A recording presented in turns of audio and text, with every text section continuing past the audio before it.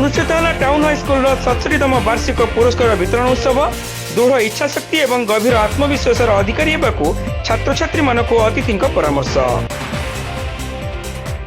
जिलार अन्यतम पुरातन शिक्षानुष्ठान town high school 67तम वार्षिक पुरस्कार वितरण उत्सव विद्यालय परिसर में अनुष्ठित हो जाइए।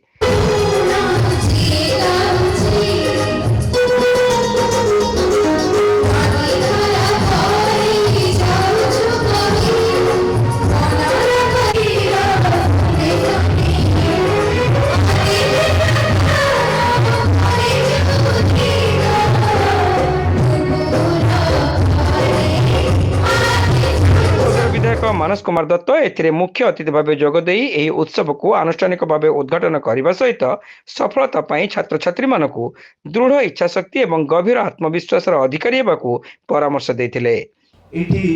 वार्षिक विवरणी बेले मुझे सत्य सार को पचारूली कि आमर एथर पिला केते नंबर रखी ना मैट्रिक रे 600 रु 535 नंबर रखी आ समस्ते 100% जेतिकी मैट्रिक देइथिले समस्ते एथर उत्तीर्ण होइचंती। मु सेति पई विद्यालय सर्वप्रथम शिक्षक शिक्षयित्री मानक एते सुंदर शैक्षिक वातावरण आपण माने करिकी रखिचंती। मु आपण मानकू अंतरु शुभेच्छा जणाउछि।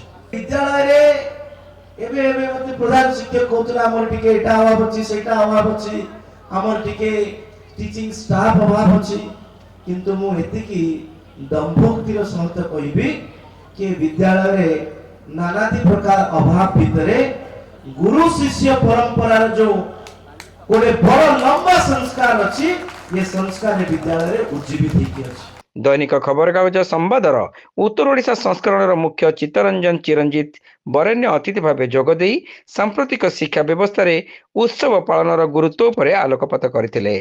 शिक्षाविद सत्यजित मिश्र एथिरे मुख्य वक्ता भाव जोगदे उत्तम भविष्य गठन पर छात्र छात्री मानक उपादेय परामर्श प्रदान करथिले। विद्यालय परिचालन कमिटी सभापति राकेश खुंटिया और पुरातन छात्र संसद सभापति सुब्रत कर प्रमुख एथिरे सम्मानित अतिथि भाव जोगदे जिलार पुरातन शिक्षानुष्ठान भाव टाउन हाईस्कल गौरवमय इतिहास सृष्टि करिपारिछि बोली मत प्रकाश करथिले।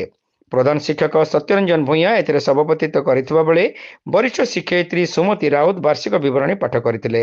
एही अवसर में अतिथि माने विद्यालयर प्राचीर पत्र काकाली एवं विज्ञान प्राचीर प्रतिभा स्वप्न सिंधु को उन्मोचन करथिले।